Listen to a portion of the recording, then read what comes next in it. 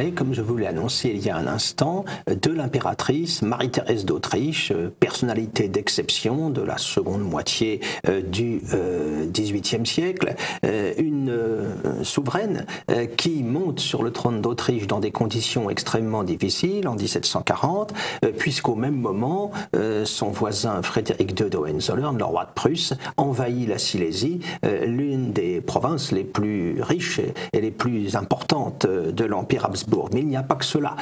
Cet empire, il apparaît affaibli à l'époque, puisque l'Autriche a dû faire face à la guerre de succession de Pologne.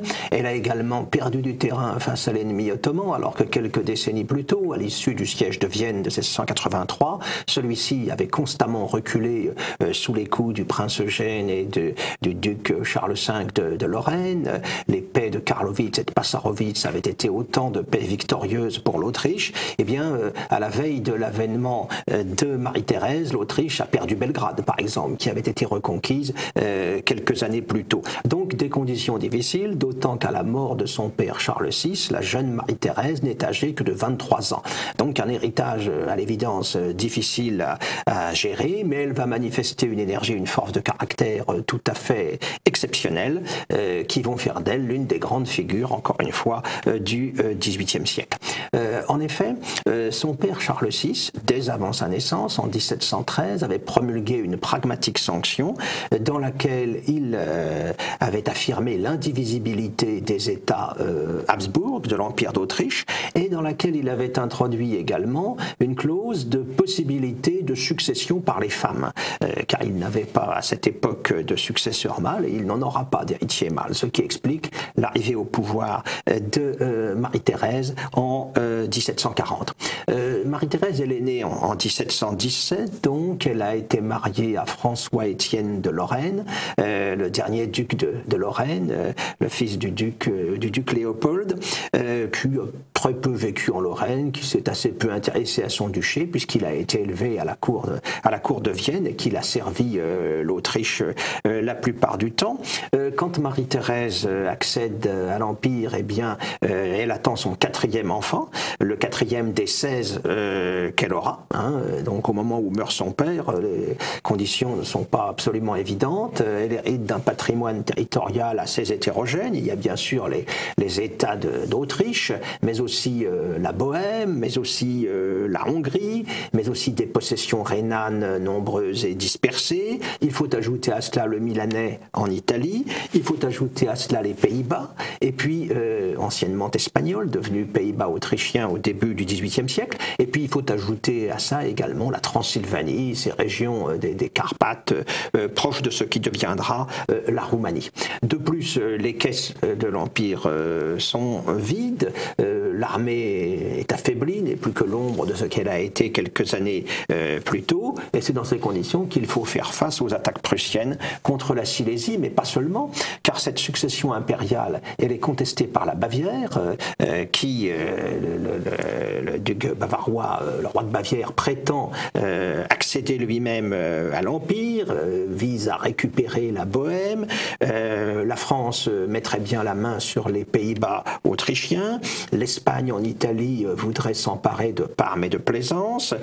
Quant à l'État savoyard, il vise, lui, le Milanais. Donc, on le voit, de nombreuses difficultés en perspective, d'autant que le seul allié dont dispose Marie-Thérèse, c'est l'Angleterre. Or, on sait bien que l'Angleterre ne raisonne qu'en fonction de ses seuls intérêts et qu'elle entretient surtout la division en Europe et que ses véritables buts de guerre, dans la guerre de succession d'Autriche qui s'ouvre, c'est ce qui se passe outre-mer, c'est sa stratégie globale, mondiale, maritime, qui est pour elle prioritaire. Mais dans des conditions aussi difficiles, la jeune Marie-Thérèse va faire preuve d'une réactivité et surtout d'une volonté, d'une ténacité qui jure complètement avec la pusillanimité, avec l'irrésolution de la plupart de ses conseillers. Elle va, alors qu'elle est sacrée reine de Hongrie, elle va faire appel à ses sujets hongrois pour les mobiliser. Ils vont répondre à cet appel, ils vont en quelque sorte lui permettre de rétablir sa situation au cours de cette guerre de succession d'Autriche qui voit entre autres la malheureuse équipée du duc de Belle-Île, la malheureuse équipée française du duc de Belle-Île jusqu'à Prague. Et au sortir du conflit en 1748, quand la guerre se termine avec le traité d'Aix-la-Chapelle, eh bien, certes, la Silésie est définitivement perdue au profit de la Prusse, mais en même temps, la question de la succession d'Autriche est réglée. C'est Marie-Thérèse qui est reconnue comme impératrice et son époux, François-Étienne de Lorraine, sera même élu empereur. Donc, sur ce terrain-là, elle sort victorieuse de l'épreuve.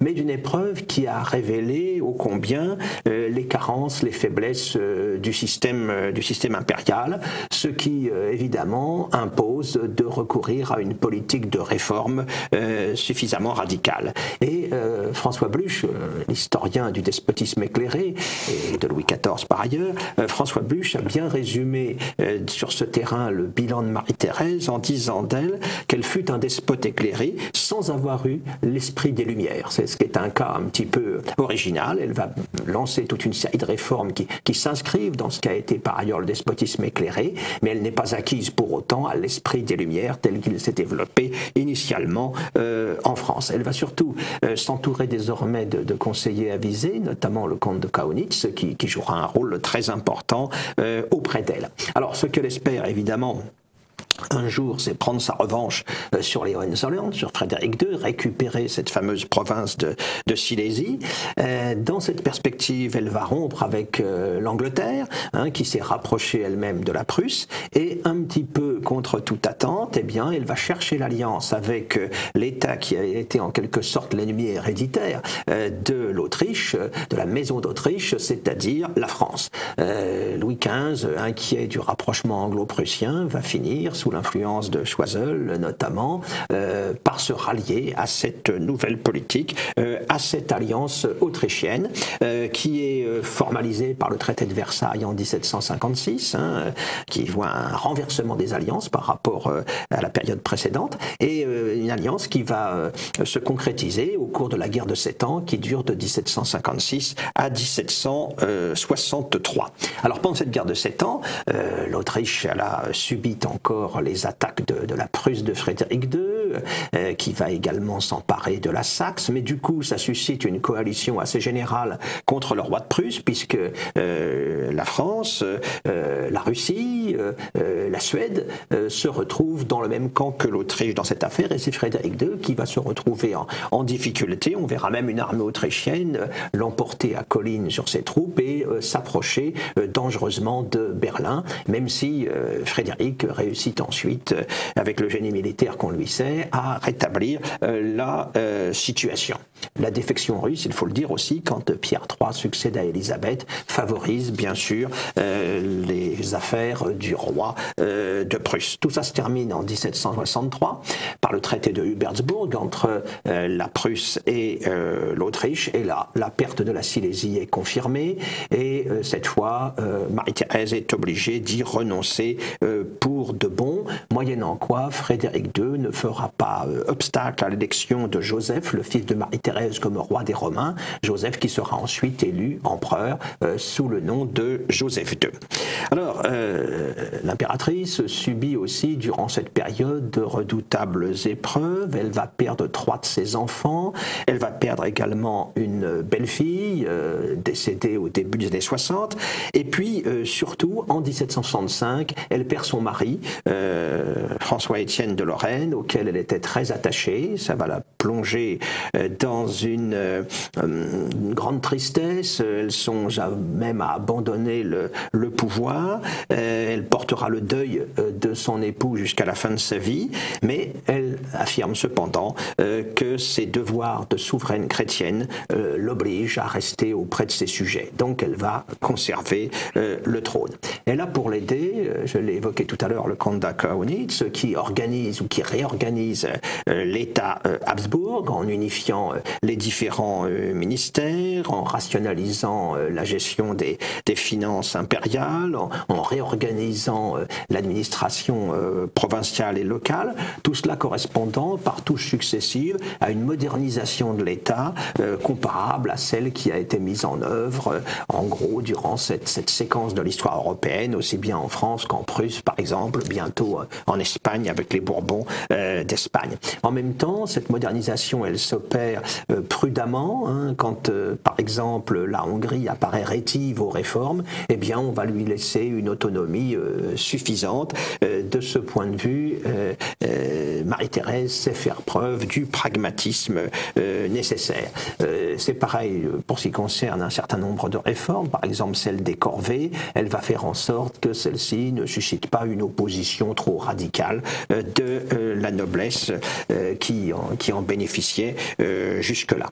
Elle n'est pas tout à fait en accord avec son fils Joseph II, même si elle conserve sur lui l'autorité suffisante, car Joseph II, lui, c'est un souverain des Lumières.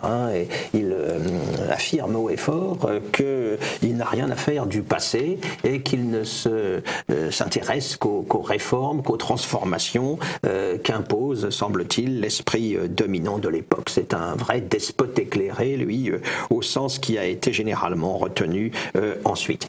Roi des Romains, il a ensuite été élu à l'Empire.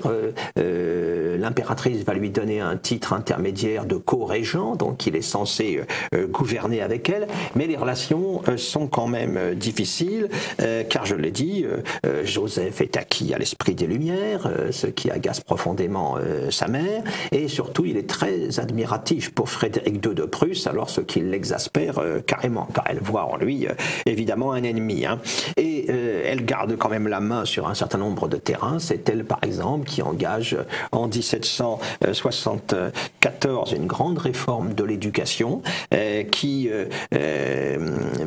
mettra en place un système qui durera jusqu'en 1869. Et dans la mémoire populaire et dans l'image qu'elle a auprès du peuple, cette dimension-là, le rapport de l'impératrice avec l'éducation, l'instruction, les enfants, restera toujours gravé, et cela pour longtemps. Elle n'est pas d'accord avec Joseph II quand celui-ci réclame la tolérance vis-à-vis des protestants. Elle se veut une souveraine catholique tout à fait intransigeante. Elle n'est pas d'accord non plus avec Joseph II quant à ses projets d'échanger les Pays-Bas autrichiens pour la Bavière, ce qui correspondait à une certaine logique géopolitique, si on peut utiliser ce terme à l'époque. Elle est naturellement conservatrice des choses telles qu'elles sont. Elle est opposée également à Joseph II à propos des affaires de Pologne. On va avoir à cette époque le premier partage de la Pologne, et Marie-Thérèse s'indigne contre ce qu'elle considère comme une atteinte au droit, ce qu'elle considère comme l'expression d'un appétit de puissance démesuré, qui est le propre de la Catherine de Russie ou de Frédéric II de Prusse. Mais finalement, l'Autriche participera quand même au partage. C'est ainsi qu'elle va gagner la Galicie, la riche province de Galicie. Ce qui signifierait peut-être que Marie-Thérèse a un petit peu perdu le contrôle de la politique extérieure par rapport à son fils.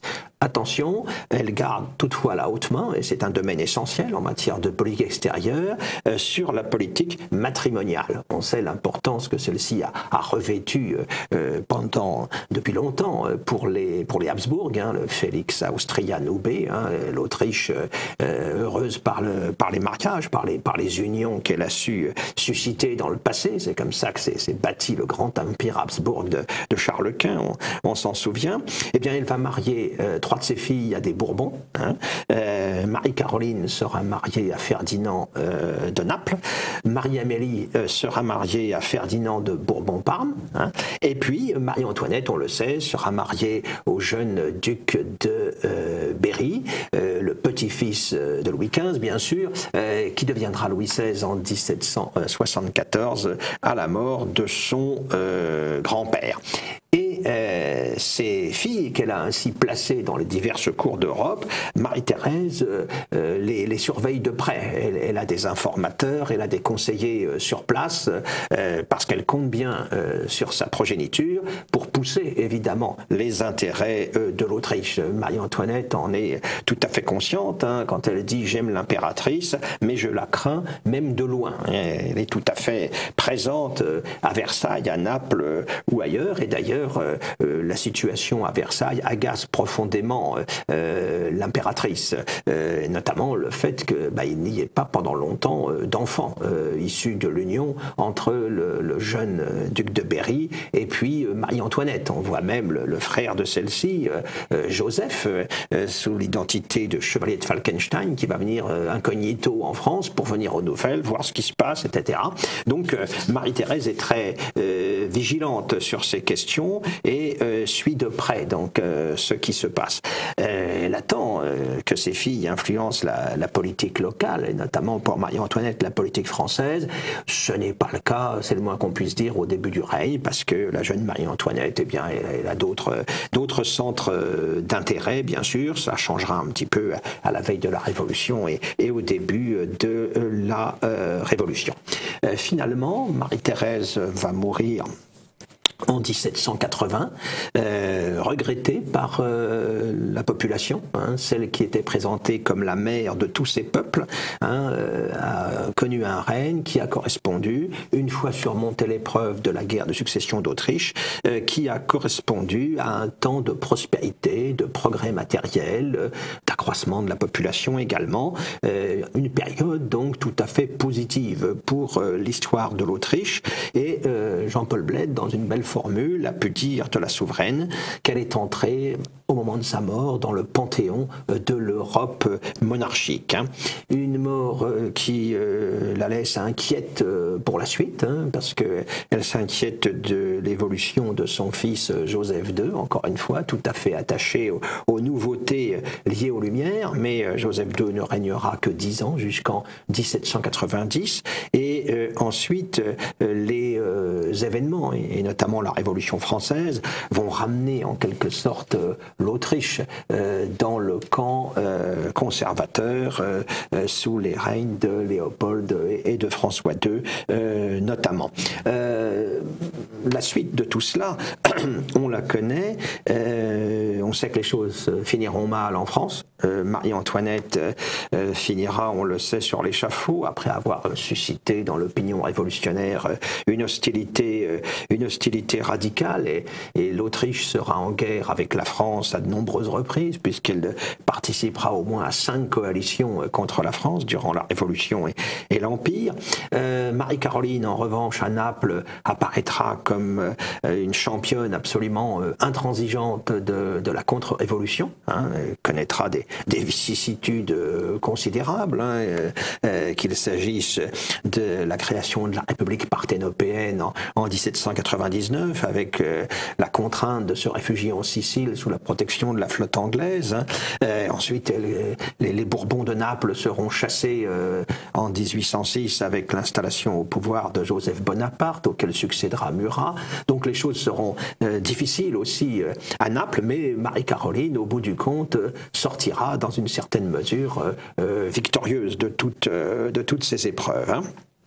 L'Autriche va être entraînée, donc on l'a dit, dans le chaos créé en Europe par la Révolution et l'Empire. Je l'ai dit, la répétition des guerres, des coalitions dans lesquelles elle se trouve engagée.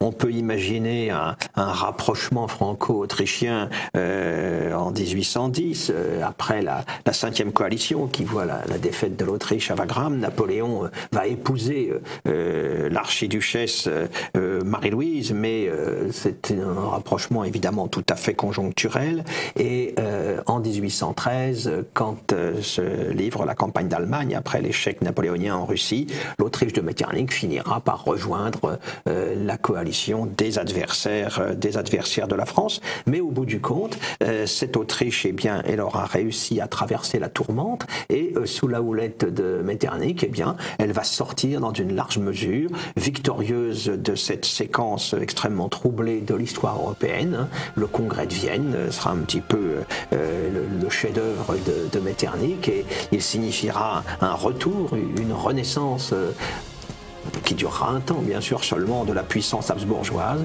qui devait beaucoup, sans doute, à l'héritage de Marie-Thérèse.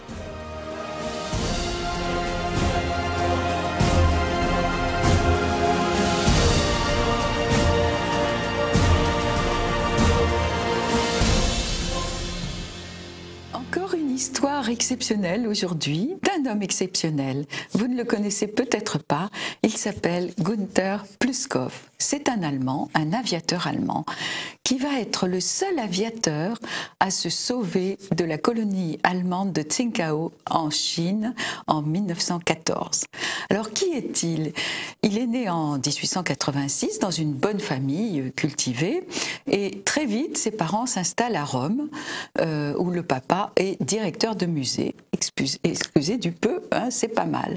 Donc ce petit Allemand va apprendre l'italien tout à fait normalement et naturellement, et ses parents, pour qu'il soit très cultivé, le mettent chez les jésuites français à Rome. Donc il va parler parfaitement français aussi.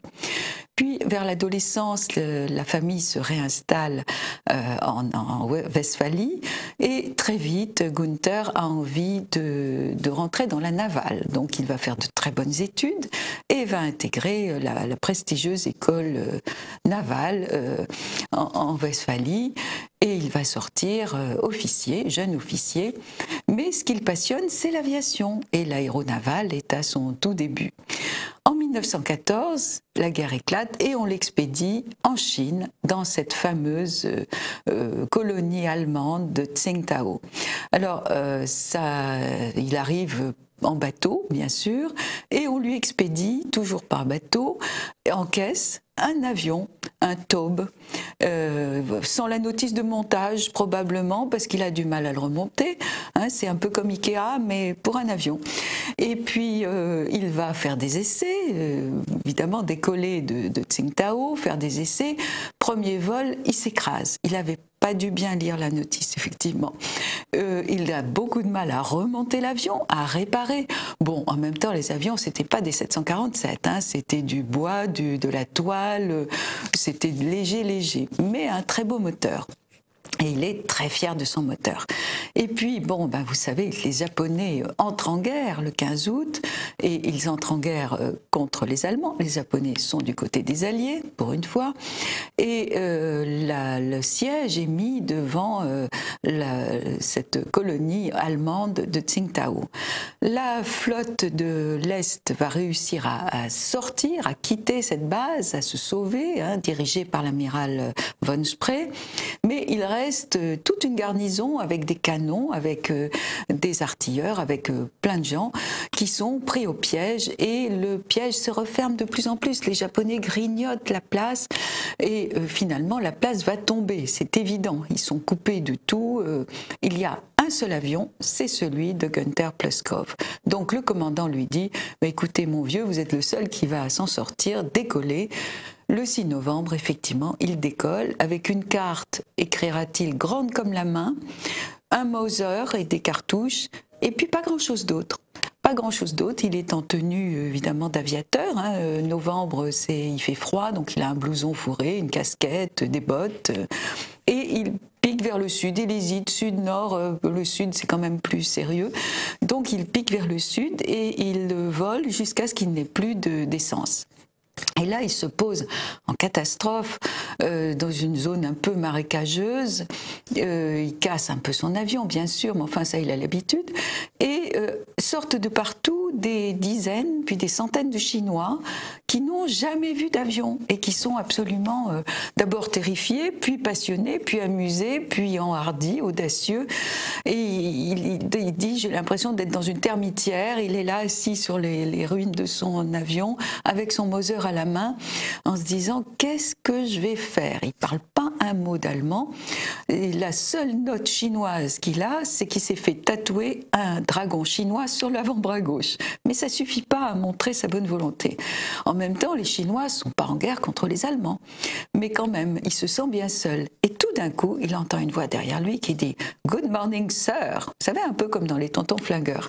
Il se retourne et c'est un Américain qui vit là, qui merveille, parle chinois et qui va l'aider, qui va le présenter à tout le wouzou chinois du coin. Alors il est reçu une réception somptueuse dans une chaise à porteur avec des rideaux en soie, le mandarin qui a une très longue natte, qui est un gros garçon un petit peu boudiné et pas futé, lui fait plein d'amitié et lui fait comprendre qu'il aimerait beaucoup le Moser et le reste de l'avion. Alors il lui donne le Moser à contre-cœur, on peut comprendre, et puis il lui donne le moteur de l'avion qui est un très bon moteur et qui peut marcher encore. Le reste, il va le brûler avec le cœur gros. Il écrase même une larme.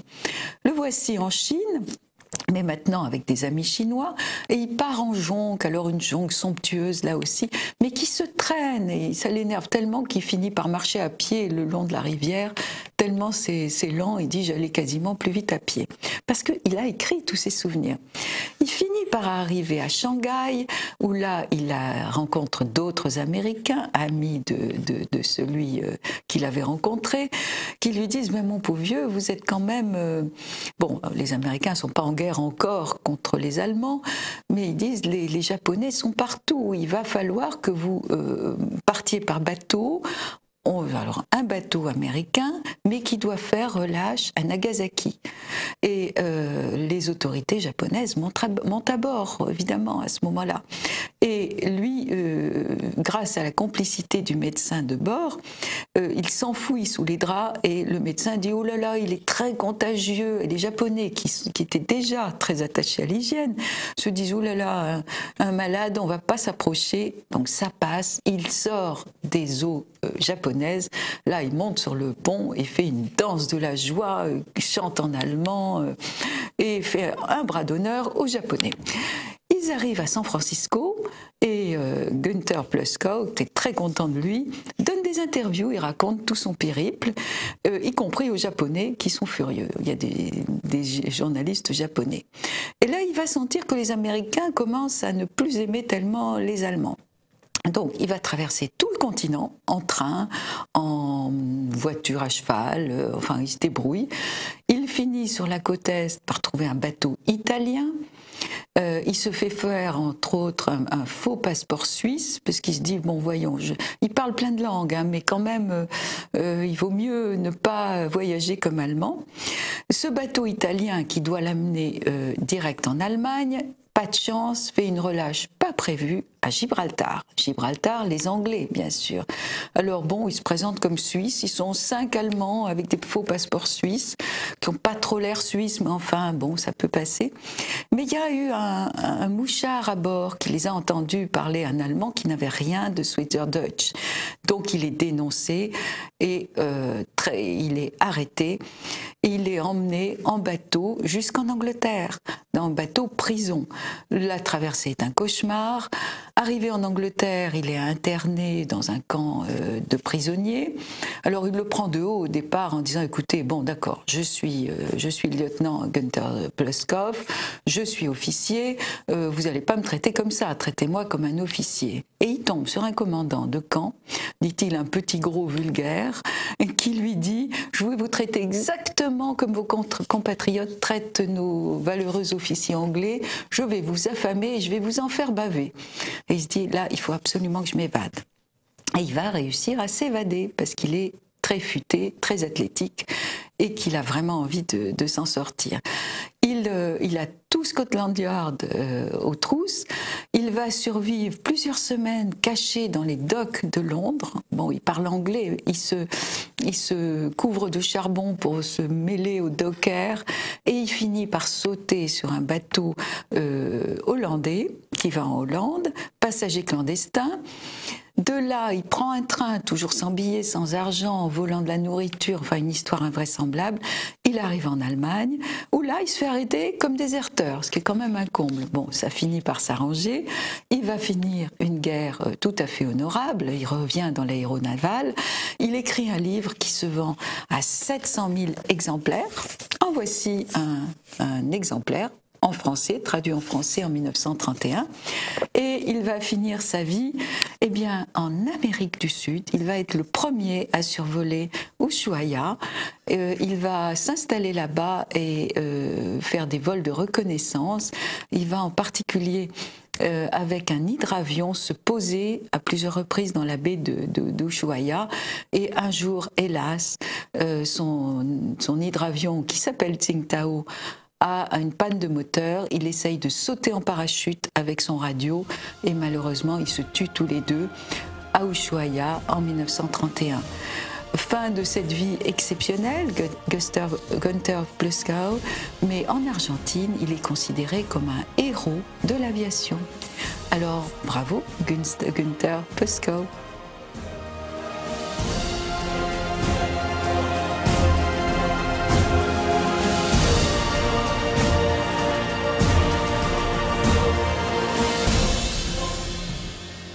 Alors nous avons donc le plaisir d'accueillir aujourd'hui comme invité le colonel Hogarth, qui est un officier qui a servi sur différents théâtres d'opération, qui nous a donné un certain nombre d'ouvrages très précieux, notamment sur son expérience concernant l'intervention française au Rwanda dans les années 1990, et qui également nous a donné un petit ouvrage intitulé « L'Europe est morte à Pristina », dans lequel il nous rend compte de son expérience lors de la crise du Kosovo.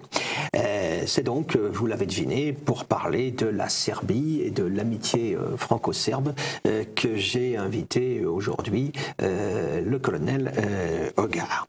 Alors l'amitié franco-serbe, elle est ancienne, je crois que tout à l'heure vous allez la faire remonter encore plus loin.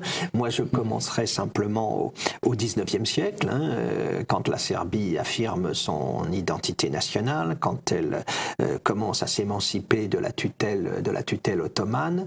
La France va soutenir les efforts serbes au nom du principe des nationalités. C'est Napoléon III notamment, lors du congrès de Paris qui fait suite à la guerre de Crimée menée contre la Russie, qui va obtenir l'émancipation des principautés serbes d'une part et roumaines d'autre part. Ensuite, la Serbie va avoir une histoire compliquée, difficile, entre un empire ottoman sur le recul, un empire austro-hongrois qui vise à s'étendre dans les Balkans. Une histoire déjà proche de la France, puisque celui qui est le roi de Serbie en 1914, le roi Pierre, il a été formé à Saint-Cyr, il a participé à la guerre de 1870, et quand la dynastie Karađorđević reprend le pouvoir à la dynastie Obrenović en 1903, c'est un ami de la France à l'évidence, qui est au pouvoir à Belgrade, un ami de la Russie également, beaucoup plus exigeant vis-à-vis du voisin autrichien que ne l'était son prédécesseur. Et puis on sait dans quelles conditions la Première Guerre mondiale se déclenche au lendemain de l'attentat de Sarajevo. La Serbie est évidemment en première ligne à partir du 28 juillet 1914, et elle va devoir affronter la puissance austro-hongroise, avec succès d'ailleurs dans un premier temps. Le rapport de force paraît pourtant écrasant en faveur de l'Empire Habsbourg, mais jusqu'à la fin de 1915, les Serbes font beaucoup mieux que de se défendre, et il faut la coalition formée en 1915 par l'Autriche-Hongrie, l'Allemagne et la Bulgarie, qui vient d'entrer en guerre, pour que la malheureuse Serbie soit submergée et finalement occupée par ses vainqueurs, épisode marqué par la retraite serbe conduite à travers les montagnes d'Albanie. C'est tout un peuple en quelque sorte qui se déplace pour gagner la mer, où Français et Anglais vont récupérer ce qui reste de l'armée serbe pour qu'elle contribue à la formation de l'armée d'Orient qui est en train de se constituer après l'échec des Dardanelles à Salonique. Et ces Serbes, eh bien, ils vont participer à la victoire de 1918, quand en septembre 1918, l'armée d'Orient, aux ordres du général Franchet-Desprez, va lancer l'offensive sur le front bulgare. Eh bien, les Serbes, aux côtés des Français, dans une fraternité d'armes qui, à l'époque, a été très fortement exaltée dans les deux pays, les Serbes vont prendre leur part ainsi à la victoire finale. D'où une amitié franco-serbe qui ne s'est pas démentie malgré des événements plus récents, nous l'évoquerons tout à l'heure.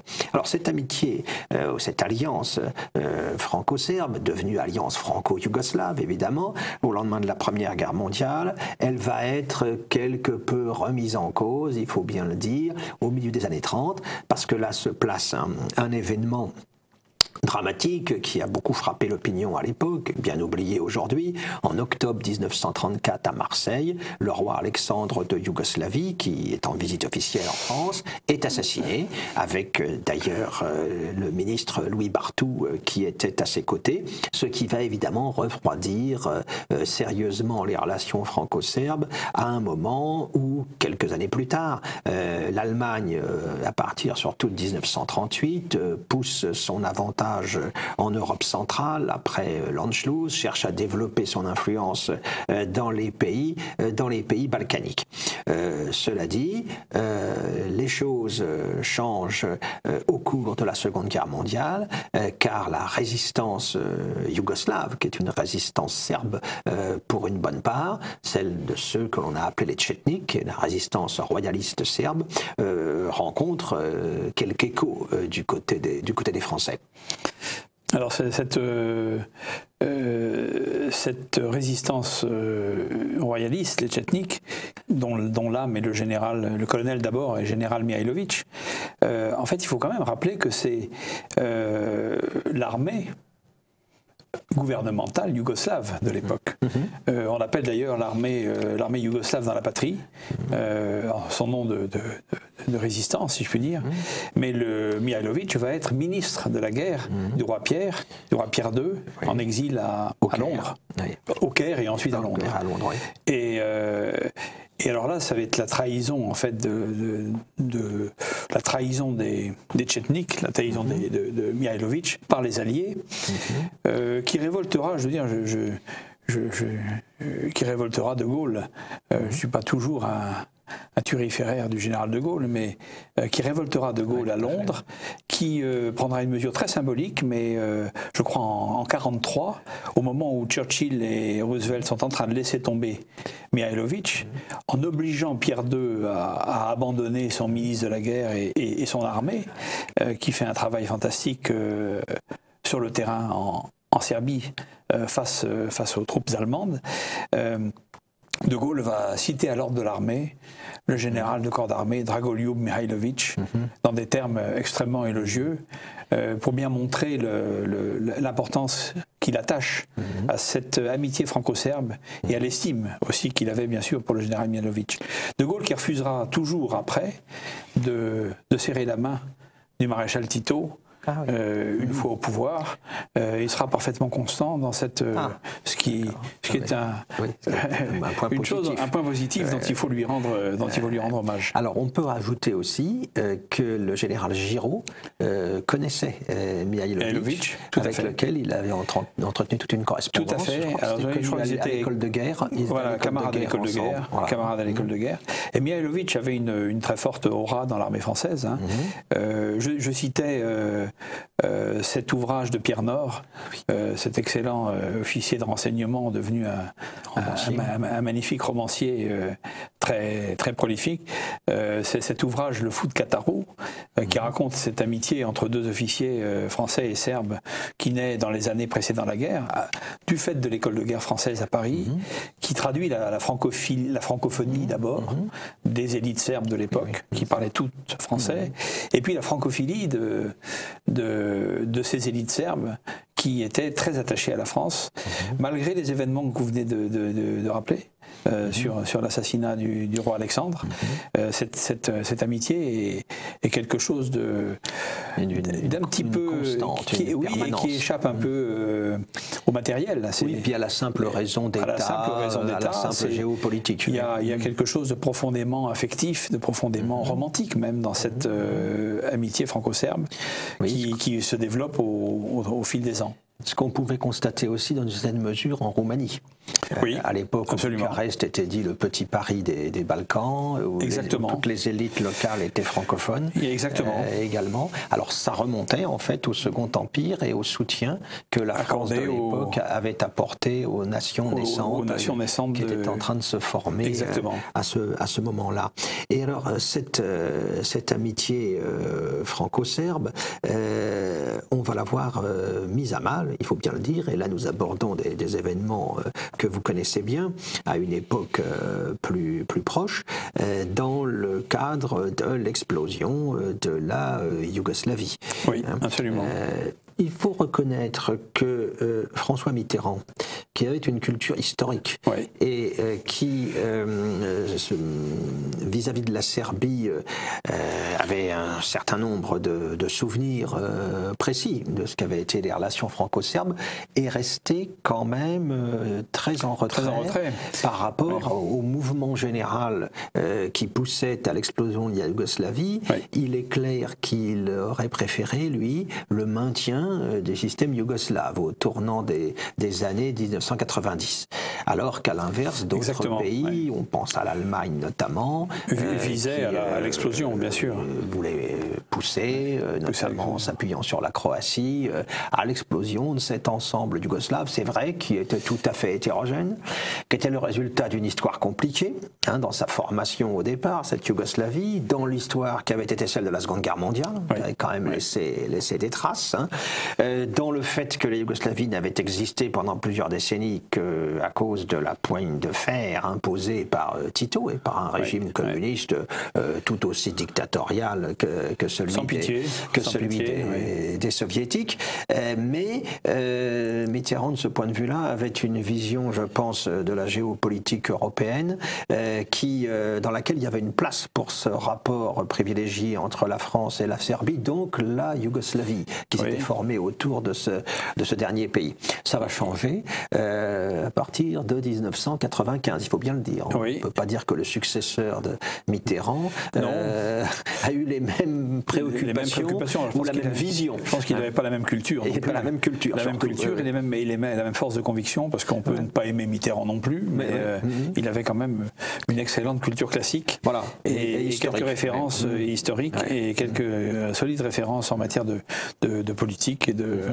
Et ce qui est vrai, c'est que quand le faiseur de guerre récurrent, qui est Bernard-Henri Lévy, veut attirer Mitterrand sur le terrain de la guerre au moment de la Bosnie, parce que c'est une obsession chez Bernard-Henri Lévy, François Mitterrand lui répondra: moi vivant, vous m'entendez bien, moi vivant, jamais la France ne fera la guerre à la Serbie. Alors il faut attendre effectivement Jacques Chirac pour que ce soit la position inverse qui va surprendre les Serbes, qui va Nous sommes là donc en 1995. Et qui va les étonner. Alors c'est pas vraiment la guerre à laquelle nous participons, mais quand même il y a des missions de bombardement sur la République serbe de Bosnie. On laisse tomber évidemment la République serbe de Krajina dans des conditions abominables. Qui est victime d'une épuration ethnique qui n'a rien à envier à l'épuration ethnique reprochée aux Serbes quelques années plus tôt. Absolument, et qui laisse des traces indélébiles. Moi je suis allé encore récemment en Krajina, à Pakrac, c'est dans toute cette région, où l'histoire est scandée de moments, d'événements dramatiques. Il y a ce fameux camp de Jasenovac, où des centaines de milliers de Serbes ont été massacrés par les Ustachi croates pendant la Seconde Guerre mondiale. Et où, donc, quelques années plus tard, c'est un peu le livre de Volkov, La crevasse, qui décrit tout ça très bien, et où on voit les mêmes phénomènes de massacres à grande ampleur, d'épuration ethnique se se répéter avec l'assentiment des puissances occidentales dans une alliance improbable où la France trahit en fait. Et là, le silence assourdissant des médias. Le silence assourdissant des médias et la diabolisation simultanée de la Serbie qui en fait s'oppose au nouvel ordre mondial. Et il faut rappeler que cette Krajina, cette marche frontière, hein, c'est le sens du nom. Du terme Krajina. Voilà. Elle était occupée par les Serbes depuis très longtemps, parce que les Serbes constituaient une sorte de limes protecteur pour l'Empire autrichien face à l'Empire ottoman, qui, à travers le territoire bosniaque, poussait une sorte de coin à l'intérieur des terres croates, en fait. Hein. Oui, c'est exactement ça. Et donc, il se passe ces événements-là. Puis il faut rappeler qu'en 1995, toute cette agitation hostile à la Serbie, ça débouche sur quoi? Sur les accords de Dayton, auxquels les Français qui ont été à la manœuvre au début de tout ça ne sont même pas partie prenante. Non. Ils ne sont même pas conviés. Non, et en fait, on le savait depuis le début. Je veux dire, la France est marginalisée parce que malgré tout, les efforts des politiciens au pouvoir à ce moment-là, les alliés anglo-américains, anglo-saxons, auxquels je joins les Allemands, ça se méfie quand même de la France par définition. Donc en fait, la France n'a fait que perdre sur le terrain de son influence et de son poids dans la région, au profit de rien d'autre. C'est ça. Donc elle est totalement perdante. Et ce qui est frappant dans les années qui vont suivre, c'est que on va rééditer l'opération en 99, mais de manière beaucoup plus agressive, beaucoup plus massive, on va faire la guerre, tout simplement, beaucoup plus insupportable pour les Serbes, puisque là on va faire la guerre à la République de Serbie, à Belgrade. On va bombarder Belgrade. Des aviateurs français en mission, à partir de leurs avions de chasse, vont bombarder Belgrade, vont détruire ses ponts, détruire ses infrastructures. Et je crois en plus, c'est que ça se situe au jour anniversaire de l'invasion allemande de 1941. Exactement. Ce qui n'est pas neutre, symboliquement, dans l'esprit des Serbes. Et ce qui pour les Serbes est un élément de choc profond, parce que la France, leur ami de toujours, leur allié fidèle, que vous évoquiez en 14-18 en particulier, se trouve du côté de l'ennemi héréditaire, qui est l'allemand. Et ça, c'est absolument, pour eux, incroyable. Toute génération confondue, toute conviction confondue, des vieux communistes, titistes, jusqu'aux jeunes démocrates ou royalistes de Kostunica ou de Vuk Drašković à l'époque, tous sont sidérés, mais sidérés de voir la France participer à une coalition militaire agressive contre la Serbie, sur un motif quand même un petit peu contestable, qui est celui de le prétendu massacre de Račak. Le prétendu massacre de Račak.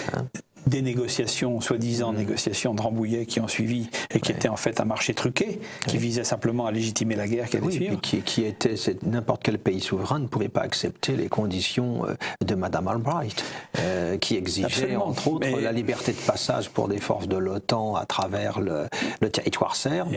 Non, et ce que les gens ne savent pas sur les accords de Rambouillet, enfin sur les non-accord de Rambouillet, en fait, sur les pseudo-négociations de Rambouillet, c'est que les Serbes étaient prêts à aller très loin dans l'acceptation de ce qui était voulu, sauf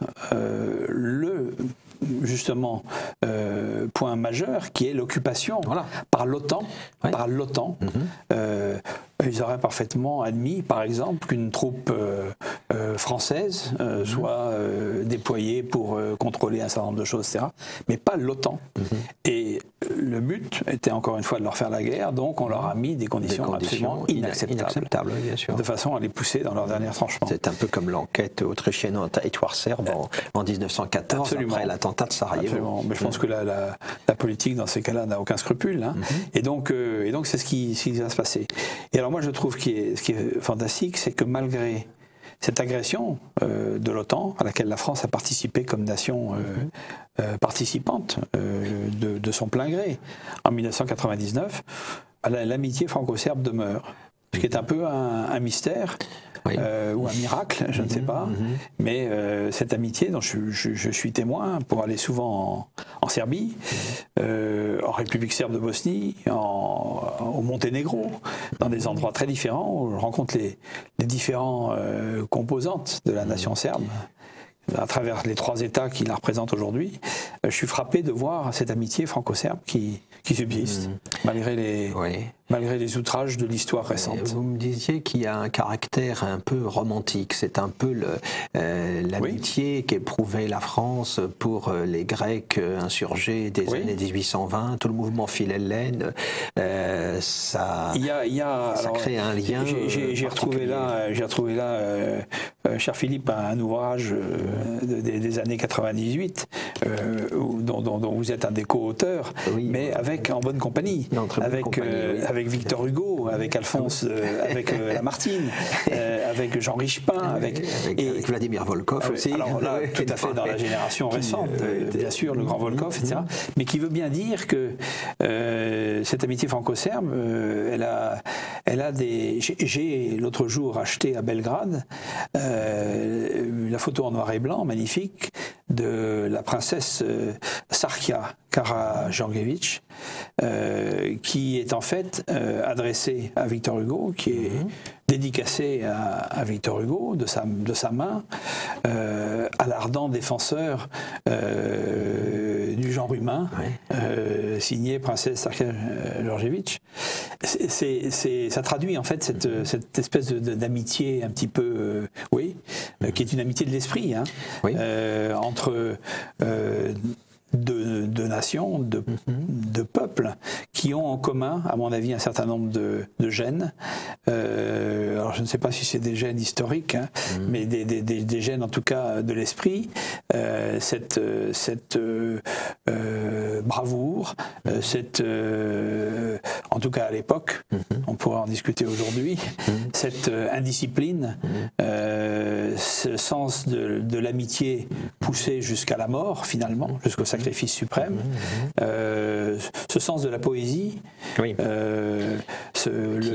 poésie qui a permis le maintien de l'identité serbe au fil des siècles. Absolument, avec des très grands poètes. Tradition populaire. Avec des très grands poètes qui ont aussi écrit en français, des poètes serbes comme Dukic par exemple.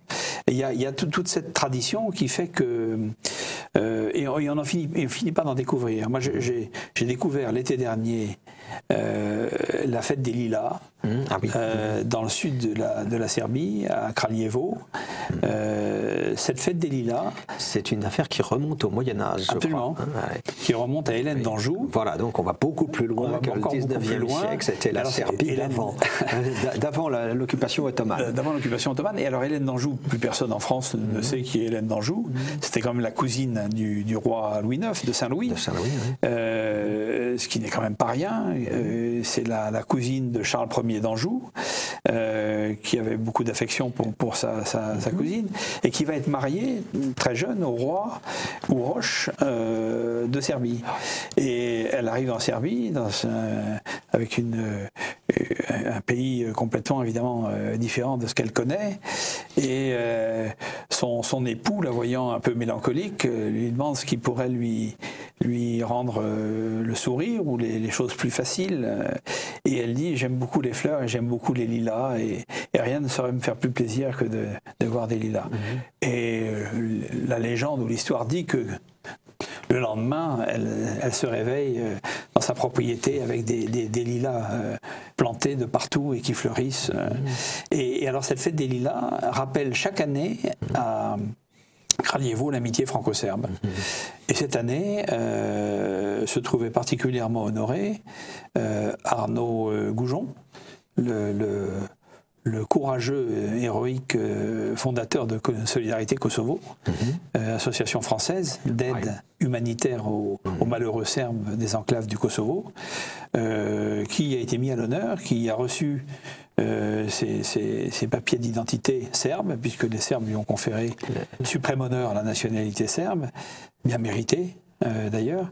Et je trouve que c'est magnifique. Je trouve que c'est un espèce d'une grande enjambée au-dessus de l'histoire, entre 1250 et 2015, mais qui est très porteuse de sens parce que les populations serbes les plus humbles conservent au cœur cette amitié franco-serbe de manière absolument irrationnelle. Voilà. Dans un contexte où la langue de bois médiatique chez nous ne cesse évidemment d'accabler les Serbes par rapport aux événements des années 90. Par ailleurs, même il ne s'agit pas de prendre leur défense de manière inconditionnelle, mais le moins qu'on puisse dire, c'est que les choses ne sont pas vues d'une manière très impartiale. Les choses ne sont pas vues du tout de manière très impartiale. On le voit régulièrement quand on évoque des événements tragiques de Bosnie comme Srebrenica, par exemple. Comme le disait Solzhenitsyn, on oublie que les morts étaient des deux côtés et on ne cherche les responsables que d'un seul côté. Oui, bien sûr. Comme toujours dans l'histoire, quand on veut... moi, je ne suis pas historien, mais je connais cette tendance fâcheuse qui est évidemment de la loi du vainqueur, qui est de rejeter toutes les fautes sur le perdant, entre guillemets. Mais, en plus, je crois que vous avez expérimenté vous-même les choses dans ce rapport à la Serbie, notamment à partir de votre expérience du Kosovo, que vous évoquez donc dans votre petit ouvrage « L'Europe est morte à Pristina ». Oui. Comment pourriez-vous commenter ce titre ou justifier ce titre « L'Europe est morte à Pristina », qui est la capitale du Kosovo, je rappelle? Alors, c'est de manière très directe, c'est un pied de nez, en fait, à quelqu'un que je n'affectionne pas beaucoup, pour les raisons que vous devinez, qui est M. Kouchner.